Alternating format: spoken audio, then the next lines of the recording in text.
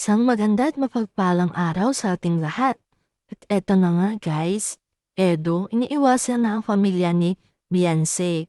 At si Beyonce ay hindi na rin natutuwa sa kung ano man ang inaasal ngayon ni Papa Eds. At yan ang tatalakayin natin ngayon dito sa video na to. Kung ikaw ay bago pa lang dito sa aking munting channel, ay huwag kalimutan mag-like at mag-subscribe. Ganun din sa ating mga kalingap na sina Kalingap Rab at Kuya Mal. Tuloy-tuloy lang ang pagsuporta para maging updated tayo sa lahat ng mga bagong videos na i-upload nila. Sa mga bagong love team na abangan pa. So yun nga guys, itong si Papa Eds natin, iniiwasan na si Beyonce at ang pamilya nito.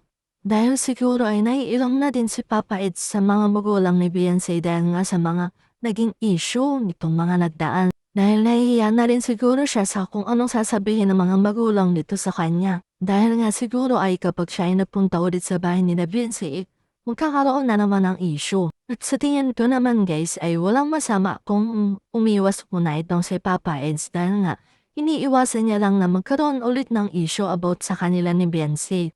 Dahil siguro ayaw din niya na may masabi pa na hindi maganda ang mga magulang nito about sa mga nangyayaring bagay-bagay ngayon sa kanila. Pero dahil nga sa pag-iwas na to is hindi naman nagugustuhan ni Beyonce yung mga inaasal na dahil nga may misinterpret niya kung bakit umiiwas si Papa Edo para sa kanila. Marahil ay iniisip niya na ayaw na nga talaga nitong ni Papa Edo sa kanya. Pero ang hindi niya lang siguro alam ay, yun nga, gusto lang umiwas muna ni Papa Eds para sa ikakatahimik na muna nilang dalawa. Dahil ayaw lang ni Papa Eds na isipin pa ng magulang ni Beyonce na ipinapipilitan pa nito ang kanyang sarili sa kanila. Kaya kung si Papa Eds ay pupunta pa ulit sa kanila ay, yun nga, madami na namang issue na lalabas about sa kung ano-anong bagay about sa kanila.